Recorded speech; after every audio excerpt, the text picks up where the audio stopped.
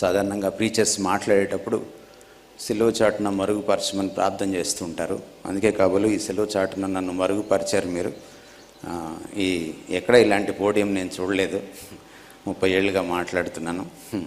So I thank God for this cross which hides me behind. Thank you so much for that. Choir వారు చాలా చక్కటి పాటలు పాడారు, చాలా శ్రావ్యంగా పాడుతున్నారు. కాకపోతే కరెంట్ పోగానే వాళ్ళకి కూడా పవర్ పోయింది, ఎందుకో తెలియదు. కానీ మన యేసుక్రీస్తు వారి పునరుద్ధాన శక్తి ఎలక్ట్రిసిటీ పవర్ కంటే గొప్పదని మీరు గుర్తిస్తారని నేను అనుకుంటున్నాను. సో మరి ఇంకొక గంట తర్వాత పవర్ వస్తే ఏం చేసేవాళ్ళు తెలియదు. అందరూ మౌనంగా చూస్తూ ఉన్నారు. అలా ఉండడానికి వీల్లేదు. So you need to be inspired by the power of the resurrected Christ, not by the power of music nor by the electricity power. So I think దాన్ని మీరు ఆలోచిస్తారని నేను అనుకుంటున్నాను. పునరుద్ధానం అన్నది క్రైస్తవ విశ్వాసానికి చాలా మూలమైంది, మౌలికమైంది, పునాది రాయి వంటిది. ఈ రోజున మీ దృష్టికి నేను ఈ పునరుద్ధానానికి సంబంధించిన సత్యాలని తీసుకురాకముందు వాక్యం నుంచి కొన్ని మాటలు చదవాలనుకుంటున్నాను. 1 కొరింథీ పత్రిక 15వ అధ్యాయం. 1 కొరింథీ పత్రిక 15వ అధ్యాయము 12 నుంచి నేను చదువుతున్నాను. చాలా అద్భుతమైనటువంటి వాక్య భాగం ఇది. అనేకమైనటువంటి గొప్ప విషయాల్ని పౌలు పునరుద్ధానం గురించి రాయడం జరిగింది. 1 కొరింథీ పత్రిక తెలుగు బైబిల్స్లో 156వ పేజీ కొత్త నిబంధనలో 12వ వచనం నుంచి నేను చదువుతున్నాను. 15వ అధ్యాయం. క్రీస్తు మృతుల్లో నుండి లేపబడి ఉన్నాడని ప్రకటింపబడుచుండగా మీలో కొందరు మృతుల పునరుద్ధానము లేదని ఎట్లు చెప్పుచున్నారు.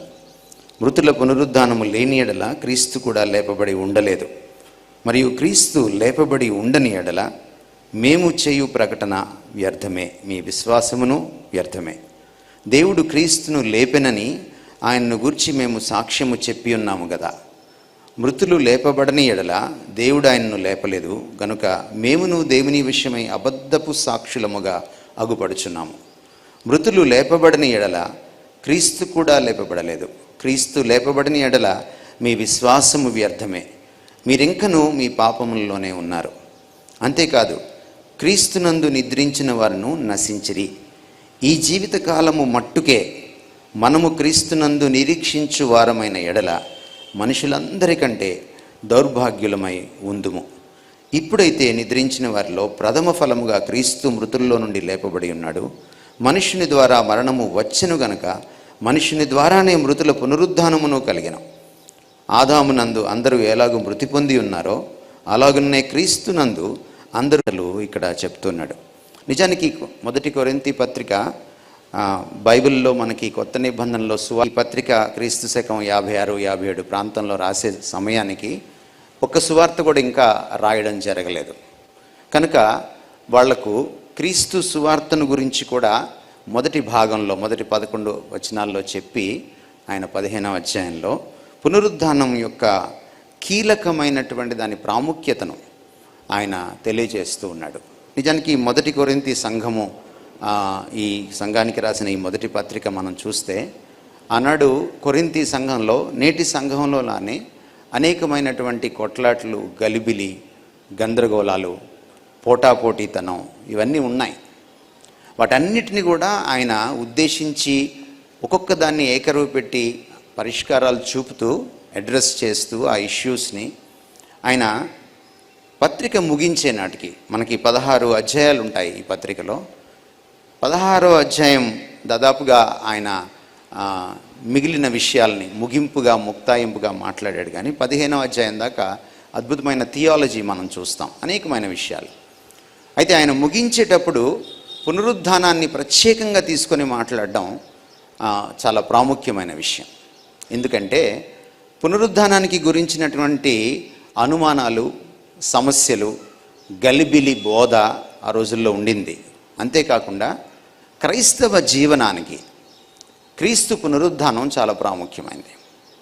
మన జీవితాలు చప్పబడిపోయినా, మన జీవితాల్లో రకరకాలైన ఒడిదుడుకులు రావడానికైనా, లేక సమస్యలు, అశాంతి, లేక సంఘాల్లో కొట్లాట్లు రావడానికైనా కారణం ఏంటంటే క్రీస్తు పునరుద్ధాన బలాన్ని ఎరగకపోవడం, తెలుసుకోకపోవడం.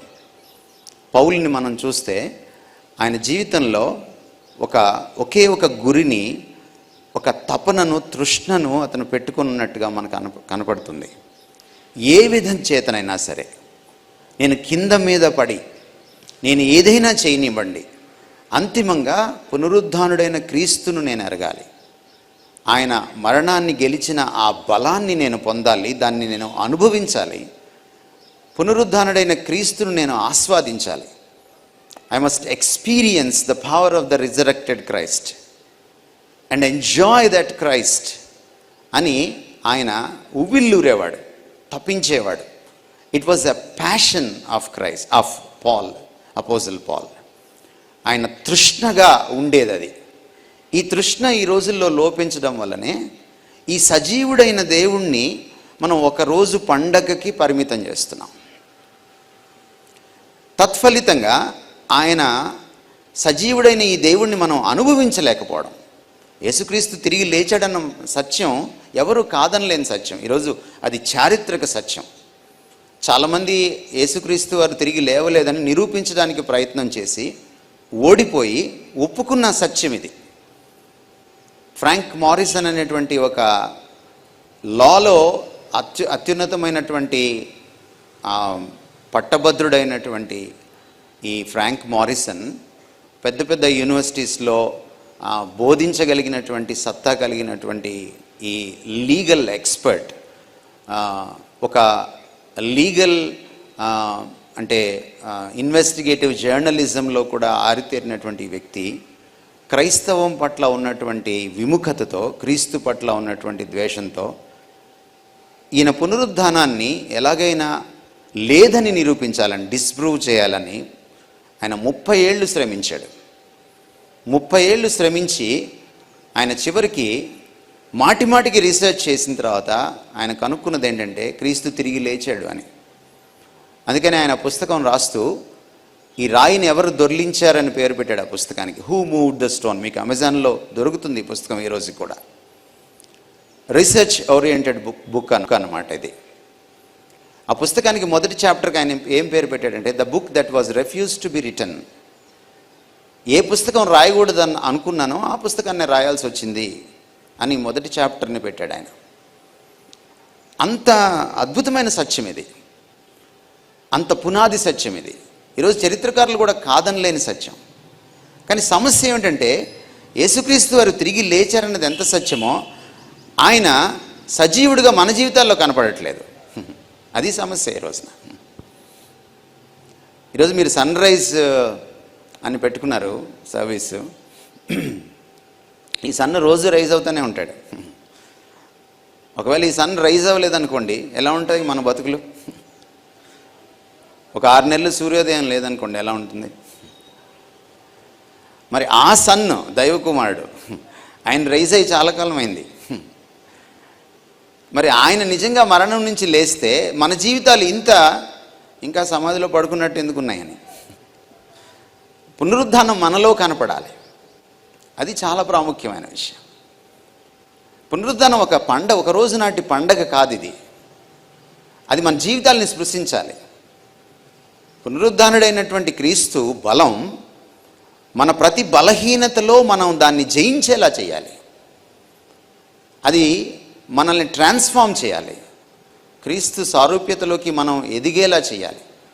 పునరుద్ధానం అనేటువంటి బలమే లేకపోతే, క్రీస్తు పునరుద్ధాన బలమే లేకపోతే మనం చాలా విషయాల్ని క్రైస్తవులుగా సాధించలేం. క్రైస్తవులుగా మనుషులుగా ఒకవేళ బ్రతికేస్తామేమో కానీ క్రైస్తవులుగా బ్రతకలేం. అందువల్లనే చాలా అద్భుతమైన విషయాలు ఇందులో పౌలు రాయడం మనం చూస్తాం. కొరింథీయులకు కూడా ఆయన చిట్ట చివరిగా ఇది పునాది సత్యంగా నేర్పిస్తున్నాడు. మీరు పునరుద్ధానుడైన క్రీస్తును చూడండి.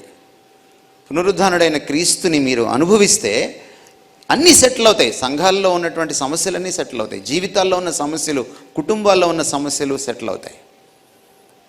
ఈరోజు మనకు కావాల్సింది ఏంటంటే ఈరోజు మనకున్నటువంటి అనేక రకాల సమస్యలు, దాంట్లో అత్యంత కొరగాని సమస్య మరణం. మనకి కుటుంబాల్లో సమస్యలు ఉన్నాయి, మనకి చదువులకు సంబంధించిన సమస్యలు ఉన్నాయి, మనకి జీవితాల్లో సమస్యలు ఉన్నాయి, మనకి ఆర్థిక సమస్యలు ఉన్నాయి, మనకి సంబంధాల్లో సమస్యలు ఉన్నాయి, మనకి నాయకత్వంలో సమస్యలు ఉన్నాయి, మనకి సంఘాల్లో సమస్యలు ఉన్నాయి. సమస్యలు ఎక్కడ లేవు మనకి. కానీ సమస్యల్ని జయించేటువంటి అద్భుతమైన శక్తి మనకు ఉందని, అది అందుబాటులో ఉందని మనం మర్చిపోయి చాలా రోజులు అయిపోయింది, చాలా సంవత్సరాలు అయిపోయింది. అందుకే వాళ్ళకి గుర్తు చేస్తున్నాడు, ఈరోజు మీకు కూడా గుర్తు చేస్తున్నాడు. Did you taste this resurrected Christ? Did you taste this power of resurrection? ఈ పునరుద్ధానుడైన క్రీస్తును, ఆయన బలాన్ని మీరు ఎప్పుడైనా అనుభవించారా? అనుభవిస్తే ఇంక ఇలా ఉండం మనం. Will be entirely different. లోకం మనల్ని చూసి నివ్వెరపోతుంది. అలా ఉంటాం మనం, లోకానికి ఎదురీస్తాం మనం. నాకు తెలిసి ఈ రోజున క్రైస్తవంలో 195% మంది లోకంతో కొట్టుకుపోయేవాళ్ళే తప్ప లోకానికి ఎదురీదే వాళ్ళు లేరు. Which means you are a dead fish. చచ్చిన చేప ఎలా ఉంటుంది? ప్రవాహంతో పాటు కొట్టుకుపోతుంది. బ్రతికిన చేపే ప్రవాహానికి ఎదురీదుతుంది. If Christ is risen, then you must also be a risen person in Christ. ఆయన పునరుద్ధానుడైతే, పునరుద్ధానం అంటే ఏమిటి? మళ్ళీ ఉద్ధానం చెందడం. మళ్ళీ ఉద్ధానం అంటే తిరిగి లేవడం. అండ్ ఐఎమ్ షూర్ మీరు చాలామంది యంగ్స్టర్స్ మీలో ఇంకా సెల్ ఫోన్లే చూసుకుంటూ ఉంటారు, ఫేస్బుక్లు, సెల్ ఫోన్లు. ఇప్పుడు ఇంకా గ్రీటింగ్స్ కూడా మీరు ఇక్కడి నుంచే చెప్పుకుంటూ ఉంటారు. Because you don't enjoy him. Me enjoyment ఎక్కడో ఉంది. ఎందుకంటే ఆయన టేస్ట్ చేయలేదు కదా. మీరు టేస్ట్ చేస్తే మీకు ఆయన ఫేస్బుక్ కంటే గొప్పడని తెలుస్తుంది. మీకు టేస్ట్ చేస్తే మీకు వాట్సాప్ కంటే గొప్పడని తెలుస్తుంది. మీకు I worked as a lecturer. మేము పాఠాలు చెప్తూ ఉంటే చున్నీల కింద మెసేజ్లు పంపించేసుకుంటుంటారు అమ్మాయిలు, ఇంకా వదలడా అని. The same thing is happening today in the church. దానికి కారణం ఏంటంటే you have never tasted Christ. మీ రూపు చూస్తే, లేకపోతే మీ పాటలు చూస్తే, లేదా మీ ముసుగు చూస్తే మీరు క్రైస్తవులేమో, లేదా మీ పేరు కొన్నిసార్లు వింటే మీరు క్రైస్తవులేమో. ఏ క్రిస్టినా అనో, ఏ విలియమ్స్ అనో, ఏ విన్స్టన్ అనో పెట్టుకుంటారు కదా. But for that you are not a Christian. ఆ ఒక్కదాన్ని వదిలేస్తే మిగిలింది మీకు క్రైస్తవం లేదు. అందుకనే పౌలు చెప్తున్నాడు, ఎంజాయ్ హిమ్, ఎక్స్పీరియన్స్ హిమ్. ఏమిటి ఆయన పునరుద్ధానంలో ఉన్నటువంటి గొప్ప విషయాలు ఏమిటి అని మనం చూస్తే, క్రీస్తు పునరుద్ధానం మొట్టమొదట ఆయన దేవుడు, ప్రభు అని నిరూపిస్తోంది. ఈ ప్రపంచంలో చాలామంది అవతార పురుషులు ఉన్నారు. ఈ ప్రపంచంలో చాలామంది ప్రభులమని, దేవుళ్ళమని చెప్పుకున్న వాళ్ళు ఉన్నారు, కారణ జన్ములమని చెప్పుకున్న వాళ్ళు ఉన్నారు. బట్ వాళ్ళందరూ ఎక్కడ ఓడిపోయారంటే మరణం దగ్గరికి వచ్చేటట్టుగా ఓడిపోయారు. అవతార పురుషుల గురించి ఏం రాశారంటే వాళ్ళ పుస్తకాల్లో తనువు చాలించాడు అని రాశారు. కానీ ఈయన తనువుని లేపి దాన్ని తీసుకుని పరలోకానికి వెళ్ళాడు. తనువుని చాలించలేదు ఆయన. ఆ తనువుని ఉద్ధానం చెందించాడు, దాన్ని తిరిగి లేపాడు, దాన్ని సజీవంగా దాన్ని తీసుకుని పరలోకానికి వెళ్ళాడు. మళ్ళీ అదే తనువుతో తిరిగి వస్తాడు మనల్ని అందరినీ కూడా తీసుకుని వెళ్ళడానికి. మనం ఆకాశంలో కలుసుకుంటామని ఇందాక మీరు హిందీ పాట పాడారు. అందరూ కలుసుకోరు. For your information, for your kind information. ఇక్కడ ఆయన ఎవరు కలుసుకొని ఆయనతో కలిసి బతుకుతారో వాళ్ళు రేపొద్దున ఆయన కలుసుకుంటారు. మన దేశంలో ఏంటంటే ఎవరైనా పోగానే అందరినీ క్రీస్తులో నిద్రించిన వారిగా చేసేస్తాం మనం. చాలా కష్టపడి పొగిడి సంతాప సభలో వాళ్ళని పరలోకానికి ప్రమోట్ చేసేస్తాం మనం. సంతాప సభలో వరకు సరిపోతుంది అది, అంతే.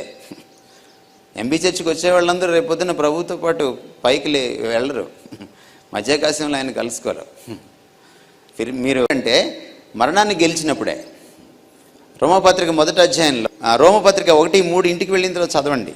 ఇంటి దగ్గర మీరు బైబిల్ చదవరని చాలామంది నాకు తెలుసు, అయినా కూడా చెప్తున్నాను, కొంచెం నమ్మకం మీ మీద నాకు. సో మీరు వెళ్ళి బైబిల్ ఒకవేళ తీసి చూస్తే రోమపత్రిక 1:3లో ఆయన పునరుద్ధానం వైపు నుంచి చూస్తే ఆయన దేవుడు నిరూపితమైంది. That's the uniqueness of Christ. యేసుక్రీస్తు వారు పునరుద్ధానం చెందకపోతే ఆయన్ని దేవుడు అని నమ్మడానికి మీకు నాకు ఈ రోజున ఆధారం, ఆస్కారం లేదు. ఆయన మరణాన్ని గెలిచాడు అన్నప్పుడే ఆయన దేవుడు అన్నది నిరూపితమైంది. యేసుక్రీస్తు వారు అస్సలు శిశులు దైవ మానవుడు. Is not a 50% God and 50% human being. ఆయన 100% దేవుడు, 100% మానవుడు. ఎందుకంటే మనిషికి దేవుడికి మధ్య పాపం వల్ల ఏర్పడినటువంటి అగాధాన్ని పూడ్చాలంటే ఆ మధ్యవర్తి ఒక పక్కన పరిపూర్ణంగా దేవుడు అవ్వాలి, మరో పక్కన పరిపూర్ణంగా మానవుడు అవ్వాలి. రెండు పార్టీలని కలపాలనుకోండి, ఒక రాజీ చేసే వ్యక్తి, సమన్వయకర్త మధ్యలో కూర్చుంటే అతను రెండు పార్టీలని సాటిస్ఫై చేసేవాడు అయి ఉండాలి. ఇద్దరికి ఇష్టమైన వాడిని అక్కడ పెట్టుకుంటారు రాజీ అవ్వడానికి. మీరు ఎప్పుడైనా గమనించండి. రెండు పార్టీలకి ఇష్టమైనోడు, రెండు పార్టీలని సాటిస్ఫై చేసేవాడు లేకపోతే మధ్యవర్తిగా ఉండలేడు. ఇటు పరిపూర్తిగా మానవుడు కనుక ఇటు మానవులను, అటు పరిపూర్తిగా దేవుడు కనుక అటు దేవుణ్ణి కలపగలిగిన వాడు ఆయన. అందుకనే దేవుడు ఒక్కడే, దేవునికి నరునికి మధ్యవర్తి ఒక్కడే. ఆయన యేసుక్రీస్తు అను నరుడు అని రాయబడింది. ఆయన పునరుద్ధానం ఆయన దేవత్వాన్ని నిరూపిస్తోంది. ఆయన మానవుడని చరిత్రలో మనం ఎక్కడ చదివినా మనకు అర్థమైపోతుంది. కానీ ఆయన పునరుద్ధానం ఏం చేస్తుందంటే ఆయన మరోపక్క పరిపూర్ణ మానవుడు మాత్రమే కాదు, పరిపూర్ణ దేవుడని నిరూపిస్తోంది. ఒకవేళ ఆ పార్ట్ మిస్ అయితే, పునరుద్ధానం అనేది లేకపోతే, ఆయన దేవుడని నిరూపించబడకపోతే దేవునికి మనిషికి ఈ రోజున మధ్యవర్తిగా ఉండనేరడు. మిగిలిన అవతార పురుషులకి క్రీస్తుకి అదే తేడా. ఆయన పరిపూర్ణంగా దైవ మానవుడు. He is the perfect mediator. ఇక ఆయన ద్వారా తప్ప ఇంకెవరు దేవుడితో కనెక్ట్ అవ్వడానికి వీల్లేదు, సాధ్యం కాని పని. చాలాసార్లు మనం అనుకుంటాం దేవుడితో ఊరికే కనెక్ట్ అయిపోవచ్చు అని చాలామంది అనుకుంటూ ఉంటారు. అందుకని పరీక్షలప్పుడు దేవుడు గుర్తొచ్చేస్తాడు చాలామంది స్టూడెంట్స్కి. పరీక్షలు అయిపోయిన తర్వాత మళ్ళీ ఆయన మర్చిపోతారు, మళ్ళీ రిజల్ట్ వచ్చేటప్పుడు గుర్తొస్తాడు మళ్ళీ. అప్పుడు మనం చెప్పక్కర్లేదు, బైబిల్ చదివేస్తూ ఉంటారు, ప్రార్థనలు చేసేస్తూ ఉంటారు, మూసుకేసేసుకుంటారు, చర్చికి వెళ్తుంటారు, ప్రార్థన చేయించుకుంటారు, రూమ్లోకి వెళ్ళి గబగబా ఒక మూలకి వెళ్ళి ప్రార్థన చేసేస్తూ ఉంటారు. మిగిలినప్పుడు ఆయన అసలు పట్టించుకోరు. అంత చీప్ కాదు దేవుడు. దేవుడికి మనిషికి మధ్య అనంతమైన అగాధం ఉంది. ఇక్కడ చదువుకున్న వాళ్ళు ఎవరికైనా నేను చెప్పే విషయాలు తెలుస్తాయి. When God is infinite and human being is finite, మనిషి పరిమితుడు, దేవుడు అపరిమితుడైనప్పుడు ఆ మధ్య దూరము, ఫైనైట్ ఇన్ఫైనైట్కి మధ్య ఉన్నటువంటి గ్యాప్ ఆల్వేస్ ఇన్ఫైనైట్గా ఉంటుంది. మీరు ఏ ఫిజిక్స్ ప్రొఫెసర్నైనా, ఏ మ్యాథ్స్ టీచర్నైనా అడగని చెప్తారు. అనంతానికి పరిమితానికి మధ్య దూరం ఎంతంటే అది అనంతం. దాన్ని అనంతుడే పూడ్చగలడు. క్రీస్తు పునరుద్ధానంలో అనంతుడని నిరూపించుకున్నాడు. అందుకనే దేవునికి నరునికి మధ్య ఉన్నటువంటి అనంత దూరాన్ని ఆయన పూడ్చగలిగాడు. అందుకనే ఆయన సిలువలో చనిపోయినప్పుడు ఆ తెర చినిగిపోయింది. ఈ రోజున పాస్టర్ గారే కాదు, అందరూ అతి పరిశుద్ధ స్థలంలోకి వెళ్ళగలరు. ఆ రోజున కేవలం ప్రధాన యాజకుడే వెళ్ళేవాడు, అది కూడా సంవత్సరానికి ఒకసారి వెళ్ళేవాడు. ఈ రోజున మనం అక్కడికి వెళ్ళగలం. మీరు ఇప్పటికీ బయట దేవాలయాల్లోకి వెళ్ళి చూడండి, ఆ గర్భగుడిలోకి వెళ్ళడానికి వీల్లేదు. వీళ్ళే కొబ్బరికాయ తీసుకెళ్తారు, వీళ్ళ డబ్బులతోనే కొనుక్కుంటారు. కానీ అక్కడికి వెళ్ళిన తర్వాత వీళ్ళు కొట్టడానికి వీల్లేదు, పూజారి గారు కొడతారు. ఎందుకంటే వీళ్ళకి అక్కడికి లోపలికి వెళ్ళడానికి ఛాన్స్ లేదు. కానీ ఈరోజు యేసుక్రీస్తు వారు రావడం వల్ల, ఆయన సిలువ వేయబడడం వల్ల, ఆయన మరణాన్ని గెలవడం వల్ల ఈ రోజున మనం ఆ గర్భగుడిలోకి, ఆ శాంక్టమ్ ఆఫ్ ద శాంక్చురీలోకి, అతి పరిశుద్ధ స్థలంలోకి వెళ్ళడానికి అవకాశం దొరికింది. The one and only Christ. ఈరోజున మీరు క్రీస్తు దగ్గరికి వెళ్ళి మీరు ఊరికే ప్రార్థన చేస్తున్నారు అంత సులభంగా అంటే దానికి కారణం ఏంటంటే దిస్ రిజరెక్టెడ్ క్రైస్ట్. ఆయన తిరిగి లేకపోతే అది జరిగి ఉండేదే కాదు. అందుకనే మనకు చాలాసార్లు తెలియదు, ఈ లోతైన థియాలజీ తెలియకపోవడం వల్ల దేవుడు చాలా చీప్గా దొరుకుతాడు మనకి. ఊరికే వెళ్ళిపోతాం, ఊరికే మాట్లాడేస్తాం. మీరు బయట మతాల్లోకి వెళ్ళి చూడండి, దేవుడు అంటే వాళ్ళు ఎంత భయపడతారో, దేవుడు అంటే ఎంత నిష్టగా ఉంటారో. కానీ మనకు లేదు అది. వాళ్ళు గుళ్ళో కూర్చొని వాళ్ళు ఎప్పుడు సెల్ ఫోన్ మోగించుకోరు, కానీ మన గుళ్ళల్లో సెల్ ఫోన్లు మోగుతాయి. వాళ్ళ గుళ్ళో కూర్చొని వాళ్ళు ఎప్పుడు సెల్ ఫోన్ చూసి ఫేస్బుక్ చూసుకోరు, కానీ మన గుళ్ళో ఫేస్బుక్ చూసుకుంటారు, సెల్ ఫోన్ చూసుకుంటారు. చాలాసార్లు నేను చాలా చర్చెస్లో చూస్తాను, including the leaders and the pastors. We don't fear our God. మన దేవుడు చాలా చీప్. ఎందుకంటే ఈ లోతు అర్థం కాక. రెండో విషయం పౌలు ఏం చెప్తున్నాడంటే, ఆయన పునరుద్ధానుడు అయితే మరొక విషయం నిరూపితమవుతోంది. ఆయన దేవుడని మాత్రమే కాదు, ఆయన పాపరహితుడని. ఎవడు గెలవగలడు మరణాన్ని? ఒకడు దేవుడు, ఇంకొకడు పాపం లేనివాడు. ఎందుకంటే పాపం వలన వచ్చిన జీతం మరణం. మరణం అనేది మన కష్టార్జితం సార్.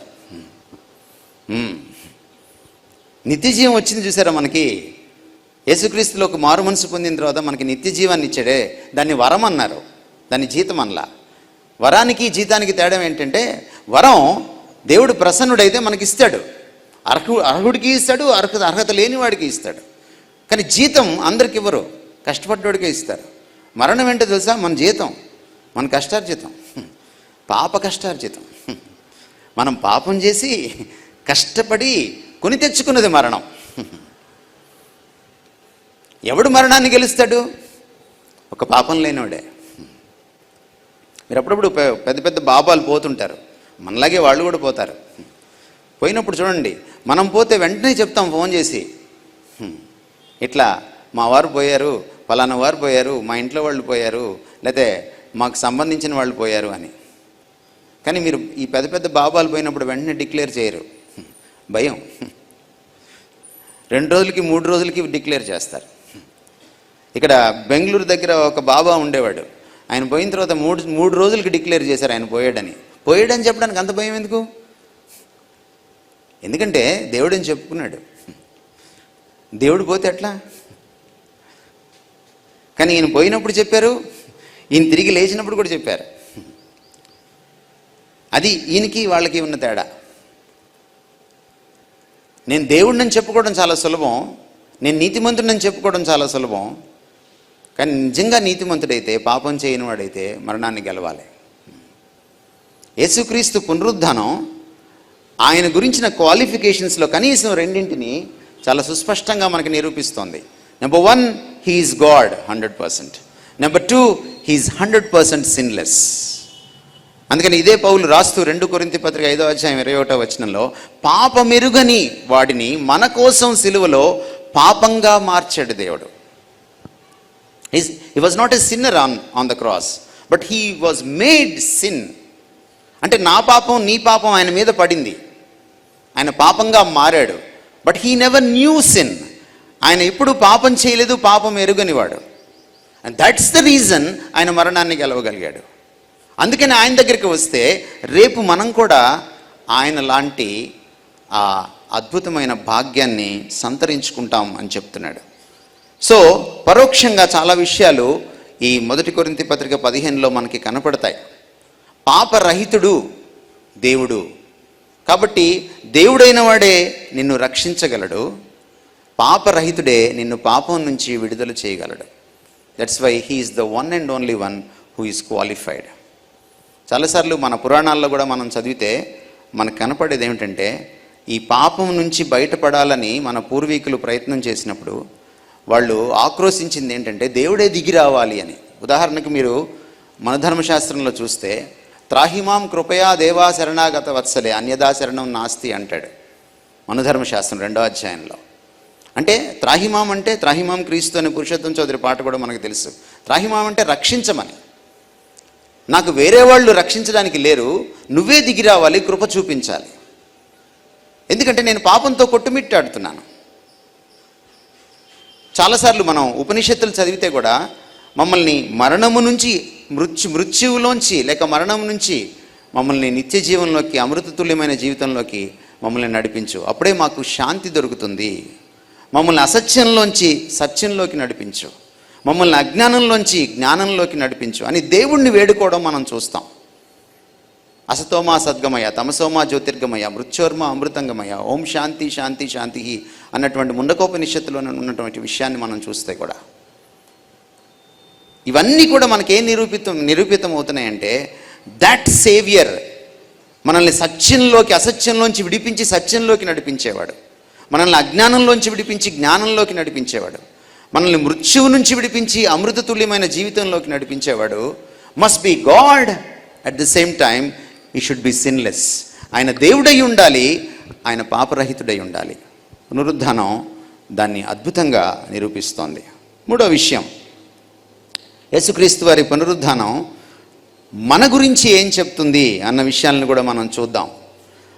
ఆయన పునరుద్ధానం మన పాపాన్ని, మరణాన్ని, సాతానుని ఓడించిందనే దానికి రుజువు.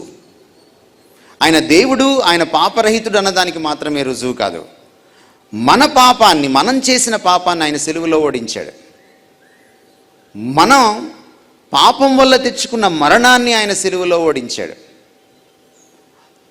మనల్ని వశపరుచుకుండేవాడు. ఈ మరణం అనేటువంటి భయం యొక్క గుప్పిట్లో మనం బ్రతుకుతున్నప్పుడు దాన్ని ఆసరా చేసుకుని బ్లాక్మెయిల్ చేసే అపవాది నుంచి మనల్ని విడిపించాడు అని పునరుద్ధానం మనకి సూచిస్తోంది. చాలాసార్లు మీరు వినుంటారు, దుష్టుల్ని శిక్షించడానికో శిష్టుల్ని రక్షించడానికో దేవుడు వచ్చాడు అని. కానీ ఈయన దుష్టత్వాన్ని శిక్షించి దాన్ని ఓడించడానికి వచ్చాడు. ఏంటి యేసుక్రీస్తు వారి ప్రత్యేకత? ఆయన దుష్టుల్ని శిక్షించడానికి రాలేదు. ఒకవేళ అలా వస్తే ఎవరూ మిగలరు. దానికి ఆయన దిగి రావాల్సిన పని లేదు. ఓ కరోనా పంపిస్తే చాలు, అందరూ పోతారు. పోవడానికి అవతారం ఎత్తాల్సిన పని లేదు, కరోనా చాలు. కానీ రక్షించడానికి అవతారం ఎత్తాలి. ఆయన ఈ లోకానికి వచ్చినప్పుడు ఆ ప్రత్యేకత ఏమిటంటే పాపుల్ని శిక్షించడానికి రాలేదు, పాపాన్ని శిక్షించడానికి వచ్చాడు. అది కూడా తన శరీరం మీద వేసుకొని తాను ఆ శిక్షను అనుభవించి పాపం నుంచి మనల్ని రక్షించడానికి వచ్చాడు. ఇన్ అదర్ వర్డ్స్, ఇంకో రకంగా చెప్పాలంటే ఆయన పాపాన్ని ఓడించడానికి వచ్చాడు, పాపం యొక్క బలాన్ని తుంచడానికి వచ్చాడు. ఈరోజు పాపం యొక్క బలానికి లోబడిన వాడెవడు? మహాత్ములు సైతం పాపం చేసిన వాళ్ళే. మీరు ఏ ధర్మంలోకి వెళ్ళైనా చూడండి, పాపం చేయని వాడు లేడు ఈ రోజున. పాపంతో పోరాడి గెలిచినవాడు ఒక్కడు లేడు, క్రీస్తు తప్ప.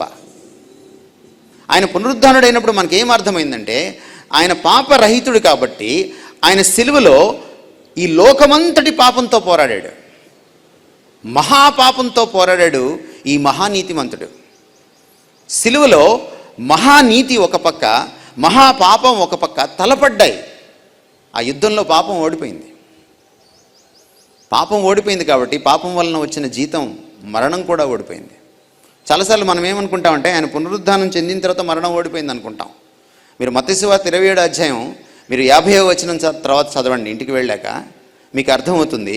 ఆయన సిలువలో గావు కేక పెట్టినప్పుడు, ఒక రకంగా చెప్పాలంటే అది గావు కేక కాదు, అది విజయ కేక, గెలుపు కేక. ఆయన సమాప్తమైంది అని అన్నప్పుడు మీరు చూస్తే సమాధుల బండలు బద్దలైనాయి, అందులోంచి పరిశుద్ధులు లేచారు. ఆయన సిలువలో ఉన్నప్పుడే మరణం గెలిచేశాడు, ఎందుకంటే పాపాన్ని ఓడించేశాడు కాబట్టి. సిలువలో మరణాన్ని ఆయన పాపంతో పాటు ఓడించాడు. మీరు కొలస్సీ పత్రిక 2వ అధ్యాయం 14-15 వచనాలు చదివితే ఆయన అపవాదిని కూడా ఓడించాడని రాయబడింది. సిలువలో ఆయన అపవాదిని కూడా ఓడించాడు. కానీ ఈ సత్యాలన్నిటికీ రుజువేంటంటే పునరుద్ధానం. మీరు హెబ్రీ పత్రిక 2వ అధ్యాయం 13-14 వచనాలు చదివితే అపవాదిని ఓడించడానికే ఆయన మరణంలోకి వెళ్ళాడు. ఎందుకంటే మరణం యొక్క బలాన్ని పట్టుకొని మనందరినీ ప్రతిరోజు బ్లాక్మెయిల్ చేసేవాడు. మీలో చాలామంది వాస్తును పాటించే వాళ్ళు కూర్చొని ఉండొచ్చు ఇక్కడ. ఎందుకు పాటిస్తారు వాస్తుని మీరు? మరణ భయం. ఈ గేటు మార్చకపోతే, ఆ మెట్లు తీసేయకపోతే నువ్వు పోతావని చెప్తాడు చెవులో సిద్ధాంతి. వాస్తులో ఇంకా చాలా గమ్మత్తైన విషయాలు ఉంటాయి. నువ్వు కానీ ఈ గుమ్మం అవతల పెట్టకపోతే, ఆ వాకిలి యువతలు పెట్టకపోతే, ఆ కిటికీ మార్చకపోతే మీ ఆవిడ లేచిపోతుందని కూడా చెప్తారు. వాస్తులో ఉన్న విషయాలు ఇవన్నీ. భయం గుప్పిట్లో బ్రతుకుతాం మనం. తెలంగాణలో ఈరోజుకి కూడా మీరు చేతబడులను నమ్ముతారు. మీరు దేవుడి కంటే ఎక్కువగా దయ్యాన్ని ఎక్కువగా మీరు భయపడతారు.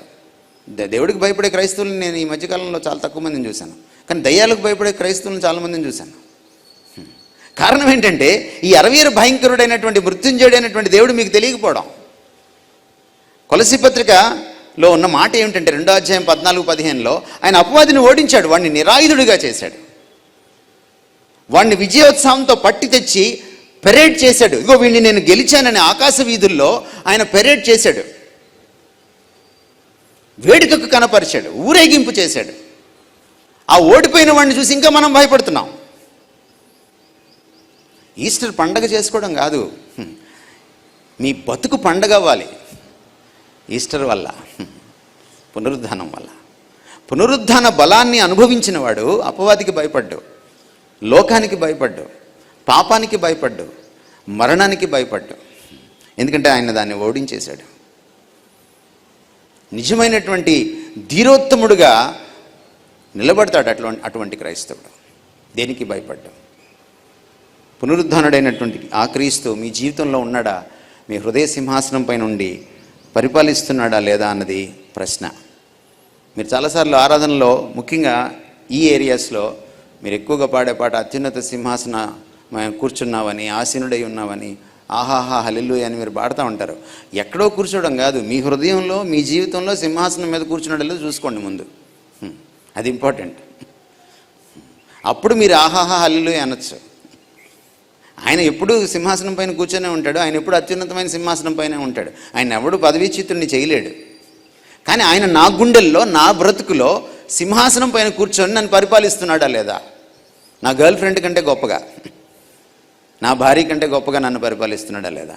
నా ఆహాని కంటే గొప్పగా, నా డబ్బు కంటే గొప్పగా, నా పదవి కంటే గొప్పగా, నా హోదా కంటే గొప్పగా, నా కీర్తి ప్రతిష్టల కంటే గొప్పగా నన్ను ఆయన పరిపాలిస్తున్నాడా లేదా అన్నదే ప్రశ్న. ఎవరైతే ఆయన సింహాసనానికి లోబడతారో వాళ్ళకి ఆయన పునరుద్ధాన బలం అర్థమవుతుంది. ఎవరైతే ఆయన సింహాసనానికి లోబడరో వాళ్ళకి ఆయన పునరుద్ధాన బలం అర్థం కాదు. వాళ్ళు దాన్ని అనుభవించలేరు, ఆస్వాదించలేరు. They can't experience it, they can't even enjoy it. 4వ విషయం, మనం కూడా తిరిగి మరణాన్ని గెలుస్తామనడానికి ఇది పునాది సత్యం. అదే పౌలు చెప్తున్నాడు 22-23 వచనాల్లో, ఇదే అధ్యాయంలో. క్రీస్తు లేచాడు కాబట్టి నేను కూడా రేపు లేస్తాను. ఇది ఎంత ఆదరణ. మనం కరోనాలో చాలామందిని పోగొట్టుకొని ఉండొచ్చు, ఇటీవల కాలంలో చాలామంది పోయి ఉండొచ్చు. కానీ మనకేంటి ఆదరణ? వాళ్ళకి ఆదరణ ఏంటో తెలుసా? కాకొచ్చి అన్నం ముడితేనే ఆదరణ వాళ్ళకి. కానీ మనకు ఆదరణ ఏంటి? నువ్వు కాకిని మీట్ అవ్వు, సాక్షాత్తు పోగొట్టుకున్న మీ నాన్నగారిని, మీ అమ్మగారిని, నీ భార్య గారిని, నీ భర్త గారిని, నీ కొడుకుని, కూతుర్ని మీట్ అవుతారు రేపొద్దున. క్రీస్తు ఎలాంటి మహిమ శరీరంతో లేచాడో మనం కూడా అదే మహిమ శరీరంతో లేస్తాం. పాపం మన దరి చేరదప్పుడు, అపవాది మన దరి చేరడప్పుడు, చుట్టూ శోధనలు, అపవిత్రత ఉండదప్పుడు. That's entirely a different world. Karl Marx కలలుగన్న లోకాన్ని కార్ల్ మార్క్స్ అందించలేకపోయాడు, కానీ క్రీస్తు అందించగలిగాడు. అది ఉటోపియాగానే మిగిలిపోయింది. కానీ క్రీస్తు పునరుద్ధానం వల్ల మరణం తర్వాత ఒక లోకం ఉందని, ఆ లోకంలోకి వెళ్ళి ఆ మరణలోకాన్ని జయించి ఆయన మళ్ళీ వచ్చి ఈ ఒడ్డుకి వచ్చి మనందరికీ సాక్ష్యాధారాలతో సహా నిరూపించాడు. నువ్వు కూడా ఆ లోకంలోకి వెళ్తే నిన్ను మళ్ళీ బయటికి తీసుకొస్తాను, నువ్వు కూడా మరణాన్ని గెలుస్తావని. అదే చెప్పాడు మార్తకు ఆయన. నా యందు విశ్వాసం ఉంచేవాడు ఎన్నటికీ చనిపోడు, చనిపోతే మళ్ళీ తిరిగి లేస్తాడు. బట్ అందరు లేవరు, ఆయనలో ఉన్నవాళ్లే. ఎవరైతే క్రీస్తు పునరుద్ధాన బలాన్ని ఈ భూమి మీద శరీరంగా మనం జీవిస్తున్నప్పుడు ఈ శారీరక జీవితంలో అనుభవిస్తారో వాళ్ళే రేపొద్దున ఈ మృతతుల్యమైన శరీరాన్ని జయించి లేస్తారు. అది గుర్తుపెట్టుకోవాలి మనం. ఈరోజు మనం లైఫ్ని ఎంజాయ్ చేస్తున్నాం. ఆఫ్టర్ ఆల్ 70 years లైఫ్ ఇది. లైఫ్ని ఎంజాయ్ చేయకపోతే మనం చాలాసార్లు తిట్టుకుంటాం. మనకు కావాల్సినటువంటి తిండి దొరకకపోయినా తిట్టుకుంటాం. ఈరోజు మనకి ఈస్టర్, చాలామంది 40 రోజులు ముక్క లేక నకనకలాడి ఉంటారు కదా. ఈరోజు దానికి న్యాయం చేస్తారు. 40 రోజులకి ఒక్క రోజులోనే న్యాయం చేస్తారు. కానీ చాలాసార్లు మనం ఒక చిన్న మొక్క దొరకకపోతే మనం గుక్క తిప్పుకోకుండా తిట్టిన రోజులు కూడా ఉంటాయి. పెళ్ళిళ్ళలో మనం సిగ్గు లేకుండా పిలిచి మొక్కలు వేయించుకున్న రోజులు కూడా ఉంటాయి. మరి రేపొద్దున అక్కడ క్రీస్తు లేకపోతే how can you enjoy life? If you can't enjoy Christ today in your life, you cannot enjoy your eternal life tomorrow. అదే అంటున్నాడు పౌలు. మనం ఒకవేళ ఈ లోకం కోసమే ఇక్కడ వరకే ఉండేటట్లయితే, అసలు పునరుద్ధానమే లేకపోతే, క్రీస్తు పునరుద్ధానం చెందకపోతే, ఇక తర్వాత జీవితం లేకపోతే లోకస్తుల కంటే మనం దౌర్భాగ్యం రా అంటున్నాడు. ఎందుకు లోకస్తుల కంటే మనం దౌర్భాగ్యము? వాళ్ళు రేపు పునరుద్ధానం కోసం చూడరు, ఈరోజే ఎంజాయ్ చేస్తారు. జీవితం అంతా ఈరోజే ఉందన్నట్టు ఎంజాయ్ చేస్తారు వాళ్ళు. ఈరోజు సండే వాళ్ళు ఎక్కడ ఉంటారో చూడండి వెళ్ళి. మీరు వచ్చి చర్చిలో కూర్చున్నారు. నువ్వు ఇటు లోకాన్ని ఎంజాయ్ చేయలేక, అటు దేవుణ్ణి ఎంజాయ్ చేయలేక నిజంగా వాళ్ళకంటే దౌర్భాగ్యులుగా మిగిలిపోతాం మనం. కానీ ఈ రోజున ఈ లోకంలో ఉన్నటువంటి మాలిన్యంతో కూడినటువంటి ఈ మస్టుతో మురికితో కూడినటువంటి ఎంజాయ్మెంట్ నేను ఎందుకు పక్కన పెట్టుకుంటున్నానంటే, ఐ హ్యావ్ ఏజెస్ టుగెదర్, యుగ యుగాలు నేను రేపొద్దున జీవితాన్ని ఎంజాయ్ చేయబోతున్నాను. పునరుద్ధానం దానికి పునాది, నాకు రుజువుగా ఉంది అది. ఎందుకంటే ఆయన అవతల లోకానికి వెళ్ళి మళ్ళీ అవతల లోకానికి వచ్చాడు, మనకు ఆ విషయాన్ని తెలియజేశాడు. క్రీస్తు లేవకపోతే నాకు ఈ నిరీక్షణ, నాకు ఈ ఆశ, నాకు ఈ హోప్ లేదు అని చెప్తున్నాడు అనమాట. భావి పునరుద్ధానానికి, భావి జీవితానికి అది అద్భుతమైనటువంటి రుజువు. ఈరోజు అది ఒక గ్యారంటీ, రేపొద్దున ఒక జీవితం ఉంది. And you are going to enjoy it, provided you enjoy Christ today in your life. అంతేకాదు, పునరుద్ధానం మన భావి జీవితం గురించి ఏం చెప్తుందంటే, ఆ జీవితంలో మనం దేవుడికి లెక్క చెప్పాలి. ఇక్కడ కూర్చున్న వాళ్ళు ఎవరు కూడా నాతో సహా అనుకొని పుట్టిన వాళ్ళు కాదు. Our life is not our choice, it is God's choice. Life is not a choice, you can choose it, you can't choose it. మనం ఎప్పుడు పుట్టాలి, ఎవరికి పుట్టాలి, ఎక్కడ పుట్టాలి, ఎలా పుట్టాలి, ఎంత అందంగా పుట్టాలి, ఏ హైట్లో పుట్టాలి, నోబడీ కెన్ చూజ్. కానీ దేవుడు తన చాయిస్తో నిన్ను ఇక్కడ పుట్టించాడు. కాబట్టి ఈ లైఫ్ నాది కాదు, ఈ లైఫ్కి ఓనర్ని నేను కాదు, నా దేవుడు. I'm only A manager. దీనికి నేను లెక్క చెప్పాలి. ఓ పెద్ద ఎస్టేట్లో మేనేజర్ గారు ఉంటే సాయంత్రం కల్లా ఆయన ఓనర్కి లెక్క చెప్పాలి. నా జీవితం గురించి కూడా నేను లెక్క చెప్పాలి. పునరుద్ధానం నాకేం చెప్తుందంటే, there is a life after. నీ మరణం తర్వాత ఒక జీవితం ఉంది. ఒకరోజు నువ్వు ప్రభువుని ఎదుర్కోవాలి, నీ సృష్టికర్తను ఎదుర్కోవాలి. And you have to give an account. నువ్వు చర్చిలో చేసిన పనులకి, నువ్వు ఇంట్లో చేసిన పనులకి, నువ్వు ఆఫీసులో చేసిన పనులకి, నువ్వు ఎవరు లేనప్పుడు చేసే పనులకి, నువ్వు వీధిలో చేసే పనులకి, అన్నిటికీ లెక్క చెప్పాలి. నీ ఆలోచనలకు కూడా లెక్క చెప్పాలి, నీ చూపులకు కూడా లెక్క చెప్పాలి, నీ మాటలకు కూడా లెక్క చెప్పాలి. అత్త కోడలు అన్న మాటలకి, కోడళ్ళు అత్తలు అన్న మాటలకి, భర్తలు భార్యలను అన్న మాటలకి, భార్యలు భర్తల్ని తిట్టుకున్న మాటలకి, పిల్లలు తల్లిదండ్రులతో ఎలా బిహేవ్ చేశారన్నదానికి, తల్లిదండ్రులు పిల్లల్ని ఎలా చూస్తున్నారన్నదానికి, ముసలి తల్లిదండ్రులని కూడా ఎలా చూస్తున్నారన్నదానికి అన్నిటికీ లెక్కలు చెప్పాలి. కేవలం డబ్బులకే కాదు, పూరా జీవితానికి లెక్కలు చెప్పాలి. పునరుద్ధానం మనకి నేర్పిస్తున్న సత్యం అది. అందుకని ఒళ్ళు దగ్గర పెట్టుకొని జీవించమని చెప్తోంది పునరుద్ధానం, క్రీస్తు పునరుద్ధానం. Live with a deep sense of accountability అని చెప్తోంది క్రీస్తు పునరుద్ధానం మనకి. క్రీస్తు పునరుద్ధానం మనకు మరొక రుజువునిస్తుంది, నువ్వు మళ్ళీ తిరిగి జన్మించడానికి ఆస్కారం ఉంది. క్రీస్తు మృతతుల్యమైన వాడైతే మనల్ని తిరిగి జన్మింప చేయలేడు. మీరు చాలాసార్లు అద్భుతాలు వెంట పడుతూ ఉంటారు. అందుకనే మీరు ఒక కిషోర్ వెంటో, లేకపోతే ఒక ప్రవీణ్ వెంటో వెళ్తుంటారు. మీరు ఇక్కడ మాత్రమే ఇవ్వరు, అక్కడ కూడా ఇస్తారు. వాళ్ళు గత 10 ఏళ్లలో 5 ఏళ్లలో కోటీశ్వర్లు అయిపోయారంటే మీ డబ్బులే, మీరే దీనికి నేరస్తులు. వాళ్ళు కళ్ళు మూసుకొని ఎక్కడో ఒక ఏరోప్లేన్ పడిపోతుంది అనుకుంటే మీరు ఇక్కడ పడిపోతారు పిచ్చి ప్రవచనాలకి. కారణం ఏంటి అంటే, మీకు ఈ దేవుడు తెలియదు, మీకు ఈ పునరుద్ధానం తెలియదు. మీరు ఇక్కడున్నటువంటి ఈ పిచ్చి ఆశీర్వాదాల కోసం మీరు వెంపర్లాడుతూ ఉంటారు. కానీ అంతకంటే మించినటువంటి ఆశీర్వాదాలని ఆయన ఇచ్చాడు అని మీరు మర్చిపోతారు. క్రీస్తు పునరుద్ధానంలో, క్రీస్తు సిలువలో మీకు దొరికినటువంటి అద్భుతమైన భాగ్యాలు, మీరు ఎప్పుడైనా బైబిల్ ముందు వేసుకొని కొత్త నిబంధన ఓపెన్ చేసి మీకు క్రీస్తు సిలువలో పునరుద్ధానంలో ఏమేమి భాగ్యాలు దొరికాయో ఒకసారి హోంవర్క్ చేసి చూడండి. మీరు ఎప్పుడు ఇంకా ఈ లోకంలో ఉన్నటువంటి ఆశీర్వాదాల కోసం పరిగెట్టరు మీరు, ఇలాంటి పాస్టర్ల వెనక, ప్రీచర్ల వెనక. మీకు విషయం చెప్పనా, స్టేజ్ పైన అద్భుతాలు చేసేవాళ్ళ గురించి అత్యంత అద్భుతమైన విషయం ఏంటో తెలుసా? ఈ ప్రపంచంలో ఒక క్యాన్సర్ కణితి మాయమవడం కాదండి, ఒక కుంటివాడు నడవడం కాదు, ఒక గుడ్డివాడు చూడడం కాదు, ఒక ఎయిడ్స్ రోగి స్వస్థత పొందడం కాదు, ఒక మనిషి మారడం. ఒక పెద్ద ఆయన ఏమన్నాడంటే, నువ్వు స్టేజ్ మీద అందరిని పడేస్తున్నావు, టచ్ అని నీ భార్యను పడేయగలవా అని అడిగాడు. పడేయలేడు, టచ్ చేయగానే షాక్ కొట్టి ఏం పడిపోతాడు. భారీ పవర్ అంతటిది. పెళ్ళైన వాళ్ళందరికీ తెలుసు భార్య పవర్ ఎంత గొప్పదో. నువ్వు వేరే వాళ్ళని పడేయగలవు స్టేజ్ పైన, టచ్ అని భార్యను పడేయగలవా? You can't. మరి నీ పవర్ ఏంటి?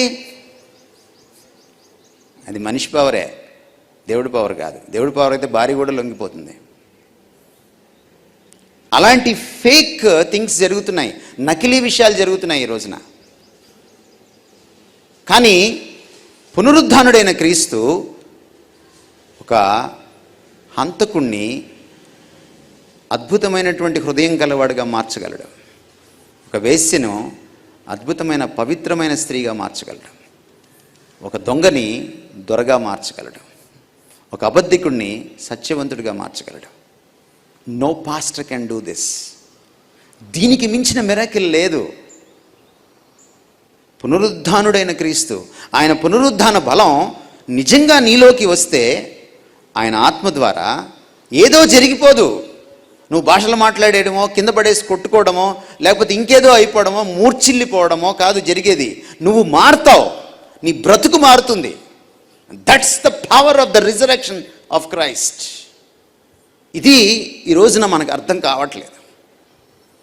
సంప్రదాయ క్రైస్తవ్యానికి, జీవం లేనటువంటి మెకానికల్ క్రిస్టియానిటీకి అలవాటు పడిపోయాం మనం. We have not tasted the power of Christ. ప్రతిదినం ఆయన కానీ మీరు మీట్ అయితే మీ బ్రతుకులు మారిపోతాయి. నిన్నటి భక్తి ఈరోజు ఉండదు. నిన్నటి పాత జీవితం ఈ రోజున ఉండదు. Day by day you will be like Christ. You become like Christ. You will be transformed gradually. Yesu Kristu పునరుద్ధానం గురించి ఆయన మాట్లాడుతూ ఆయన మరొక విషయాన్ని కూడా చెప్పాడు. అది మన విశ్వాసం నిజం అనడానికి రుజువు. బైబిల్లో మీరు చదివితే క్రైస్తవ విశ్వాసం గురించి ఒక అద్భుతమైన విశేషణం వాడబడింది, యాడ్జెక్టివ్. యాడ్జెక్టివ్స్ జనరల్గా క్వాలిఫై చేస్తుంది నౌన్ని. అంటే మనం ఏదైతే చెప్తున్నామో దాని యొక్క లక్షణాన్ని తెలియజేస్తుంది విశేషణం. అందుకే దాన్ని విశేషణం అన్నారు. అంటే ఆ విషయంలోని విశేషాన్ని, ప్రత్యేకతను తెలియజేసేది విశేషణం. బైబిల్లో క్రైస్తవ విశ్వాసాన్ని అమూల్యమైన విశ్వాసం అని సంబోధించడం జరిగింది. 2వ పేతురు పత్రికలో పేతురు మాట్లాడుతూ, ఎందుకు క్రైస్తవ విశ్వాసం అమూల్యమైంది? ఆ మాట రాస్తూ పేతురు, మీరు మళ్ళీ ఇంటికి వెళ్ళిన తర్వాత హోంవర్క్ చేయొచ్చు. 2వ పేతురు పత్రికలో మొదటి 4 వచనాలు మీరు చదివితే మీకు ఈ మాటలు కనపడతాయి. దేవుని యొక్కయు యేసుక్రీస్తు యొక్కయు నీతిని బట్టి అమూల్యమైన విశ్వాసం అంటాడు. మన దేశంలో 3 కోటి విశ్వాసాలు ఉన్నాయి. ఎందుకంటే 3 కోటి దేవుళ్ళు ఉన్నారు కాబట్టి ఒక్కో దేవుడి పైన ఒక్కో విశ్వాసం. కానీ 3 కోటి విశ్వాసాల మధ్యలో క్రైస్తవ విశ్వాసాన్ని నిలబెడితే అది అమూల్యమైంది. It's a class apart. There is a hell of a difference between the faith, Christian faith and all other faiths. There is a hell of a difference. ఎందుకని? నన్ను బట్టి కాదు, ఇతర మతాల్లో వాళ్ళ విశ్వాసం యొక్క గొప్పతనం భక్తుల్లోనే, విశ్వాసిలోనే ఉంటుంది. కానీ క్రైస్తవంలో విశ్వాసం యొక్క గొప్పతనం విశ్వాసిలో ఉండదు, క్రీస్తులో ఉంటుంది. క్రీస్తును బట్టి ఈ విశ్వాసం గొప్పది. ఆయన అంటున్నాడు, క్రీస్తు పునరుద్ధానుడు కాకపోతే నీ విశ్వాసం వ్యర్థం. కానీ క్రీస్తు పునరుద్ధానుడు అయ్యాడన్నది ఈరోజు సత్యం. కనుక నీ విశ్వాసం చాలా గొప్పది, నీ విశ్వాసానికి రుజువు. నేను క్రీస్తులో విశ్వాసం ఉంచితే నాకేంటి రుజువు అంటే, yes come on, resurrection of Christ is the full proof evidence. కాదనలేని రుజువు, సాక్ష్యాధారం అది. ఈ రోజున ఇది గుడ్డి విశ్వాసం కాదు, ఒక చారిత్రక నిరూపితమైనటువంటి విశ్వాసాన్ని, క్రీస్తుని ఆధారం చేసుకొని నమ్ముతున్నటువంటి విశ్వాసం ఇది. ఈ రోజున ఒక సైంటిస్ట్ నమ్మగలడు, ఒక మేధావి నమ్మగలడు, ఓ గురువు గారు నమ్మగలరు, లేకపోతే ఇంకేదైనటువంటి ఉన్నతమైన స్థానంలోకి వెళ్ళిన ఒక జ్ఞానవంతుడు కూడా నమ్మగలడు. పామర్లు మాత్రమే నమ్మేది కాదు ఇది. Please understand this. చాలాసార్లు మీకు చెప్తుంటారు చాలామంది దైవజనులు, నీకు విశ్వాసం ఉంటే అన్నీ జరిగిపోతాయని. నీ దగ్గర ఏదో గొప్పతనం ఉన్నట్టు. చాలాసార్లు మీరు పరీక్షలకు వెళ్ళి పెన్నుకు కూడా ప్రార్థన చేయించుకుంటూ ఉంటారు. పెన్నుకు ప్రార్థన చేయించుకుంటే ఏమొస్తుంది? మీరు పుస్తకం తెరిచి చదివితే వస్తుంది. అప్పుడు కదా మార్కులు వస్తాయి. మీరు ప్రార్థన ఏం చేయించుకోవాలంటే పాస్టర్ గారి దగ్గరికి వెళ్ళి, చదవలేకపోతున్నాను పాస్టర్ గారు, చదివేలాగా నాకు బుద్ధి వచ్చేలాగా ప్రార్థన చేయండి అని ప్రార్థన చేయించుకోవాలి. అది కూడా ఒక 6 నెలలు ఉందనంగా, 3 నెలలు ఉందనంగా. మీరు రేపు పరీక్షణంగా ఈరోజు వెళ్ళి పెన్నుకు ప్రార్థన చేసుకుంటే ఏమొస్తుంది? విశ్వాసం ఉంటే అన్నీ జరిగిపోతాయని అనుకుంటారు మీరు. పౌలు విశ్వాసంతో ప్రార్థన చేశాడు, శరీరంలో ముళ్ళు తీసేయమని. నేను తీసేయను అన్నాడు దేవుడు. The greatness of Christian faith does not lie in the faith or in the believer itself or herself or himself, but in Christ. క్రైస్తవ విశ్వాసం యొక్క గొప్పతనం విశ్వాసిలోనో, విశ్వాసంలోనో, లేక ప్రార్థనలోనో, ప్రార్థించేవాళ్ళలోనో లేదండి, క్రీస్తులో ఉంది. Please understand this. చాలామంది ఏమనుకుంటారంటే విశ్వాసంలో పవర్ ఉందనుకుంటారు, ప్రార్థనలో పవర్ ఉందనుకుంటారు. ప్రార్థనలో నువ్వు దేవుని దగ్గర నుంచి శక్తి పొందుతావు. క్రీస్తు గెత్సెమనీలో ప్రార్థన చేసినప్పుడు ఎక్కడి నుంచి వచ్చింది ఆయనకి శక్తి? దూత ఆకాశం నుండి వచ్చి ఆయనకు కనపడెను, ఆయన్ను బలపరచను. Power comes from God through prayer, by faith, not from faith, from prayer. అందుకని దైవజనులు చేయేస్తే ఏదో జరిగిపోద్ది అనుకోకండి. పునరుద్ధాన బలం ఎక్కడ ఉంటుందంటే దైవజనుల్లో ఉండదు, ప్రార్థనలో ఉండదు, విశ్వాసలో ఉండదు, క్రీస్తులో ఉంటుంది. ఎప్పుడు ఆ క్రీస్తుకి నువ్వు పట్టం కడతావో ఆ అద్భుతమైనటువంటి శక్తిని నువ్వు అనుభవించడానికి వీలవుతుంది. నీ బ్రతుకు మారుతుంది. ఒక మనిషి క్రొత్తగా జన్మించాలంటే it takes another life. చచ్చిన వాడిని ఎలా బ్రతికిస్తాం? మీరు మీ అపరాధములందు పాపములందు చచ్చిన వారై ఉండగా క్రీస్తు తనతో కూడా మిమ్ములను బ్రతికించెను. చచ్చిన వాడిని బ్రతికించే అంత పాప జీవితాన్ని మార్చేసి ఒక పునీత జీవితాన్ని నీకు ప్రసాదించే అంత బలమైంది ఈ పునరుద్ధానం, క్రీస్తు పునరుద్ధానం. Did you enjoy this? Did you experience this? That's the question today. మనం ముగించుకుందాం. క్రీస్తు పునరుద్ధానం మనం చెప్పే సువార్త నిజమైన సువార్త, నమ్మదగిన సువార్త అనడానికి రుజువు. పౌలు అంటున్నాడు 17వ వచనంలో, మీ విశ్వాసం మాత్రమే వ్యర్థం కాదు క్రీస్తు లేవకపోతే, పునరుద్ధానం చెందకపోతే. మనం చెప్పే గాస్పెల్ కూడా అబద్ధమైపోతుంది. మేము అబద్ధ సాక్షులుగా మిగిలిపోతాం.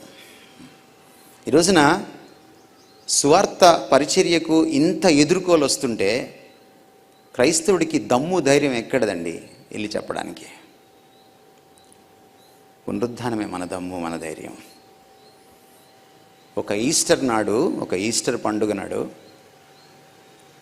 లండన్లో ఒక యాంగ్లికన్ చర్చ్లో మాట్లాడవలసి వచ్చింది మన 2వ రాష్ట్రపతి డాక్టర్ సర్వేపల్లి రాధాకృష్ణన్. డాక్టర్ సర్వేపల్లి రాధాకృష్ణన్ క్రైస్తవుడు కాదు, క్రీస్తు అభిమాని, మహా హైందవ పండితుడు. హైందవ తత్వంలో ఉన్నటువంటి అనేకమైన ఒకదాంతో ఒకటి పొసగని అనేక తత్వాలని గుదిగుచ్చి ఒక సంకలనంగా చేసిన మహామేధావి, గ్రేట్ స్టేట్స్మెన్, గొప్ప రాజనీతిజ్ఞుడు, గ్రేట్ స్కాలర్, గొప్ప పండితుడు. ఈయన ఒక ఈస్టర్ నాడు లండన్ చర్చ్లో, యాంగ్లికన్ చర్చ్లో మాట్లాడుతూ ఆయన ఒక అద్భుతమైన మాట అన్నాడు. You Christians, you have a unique privilege. Go and tell it to the world that your Lord is risen. క్రైస్తవులారా, మీకు మాత్రమే ఈ భాగ్యం ఉంది, ఇంకెవరికి లేదు ఈ భాగ్యం. ఆ భాగ్యం ఏంటంటే మీ ప్రభువు మరణాన్ని గెలిచి లేచాడు, వెళ్ళి లోకానికి వెళ్ళి చాటింపు వేయండి. ఈ రోజున మన దమ్ము ధైర్యం ఏంటంటే ఈ శక్తి ఆర్ఎస్ఎస్ వాడి శక్తి కంటే గొప్పది. ఈ శక్తి మతోన్మాదుల ఎదుర్కోలు కంటే గొప్పది. ఈ శక్తి సువార్త చెప్పొద్దు అని తెచ్చే ప్రభుత్వ చట్టాల కంటే గొప్పది. పునరుద్ధాన బలం. ఇది నీ ధైర్యం, ఇది నీ దమ్ము, ఇది నీ కెపాసిటీ. ఈ దమ్ముతో, ఈ ధైర్యంతో, ఈ శక్తితో, ఈ పునరుద్ధాన బలంతో, క్రీస్తు పునరుద్ధాన బలంతో నువ్వు పాపాన్ని జయించగలవు, నువ్వు అపవాదిని ఎదిరించగలవు, నువ్వు లోకానికి ఎదురీదగలవు, నువ్వు మరణాన్ని కూడా ఫేస్ చేయగలవు, దాని ముఖంలోకి చూసి నవ్వగలవు, నువ్వు సువార్తను కూడా గుండె విప్పి ధైర్యంగా వీధుల్లో ప్రకటించగలవు. ప్రశ్న ఏంటంటే, నీకు ఈ క్రీస్తు అర్థమయ్యాడా?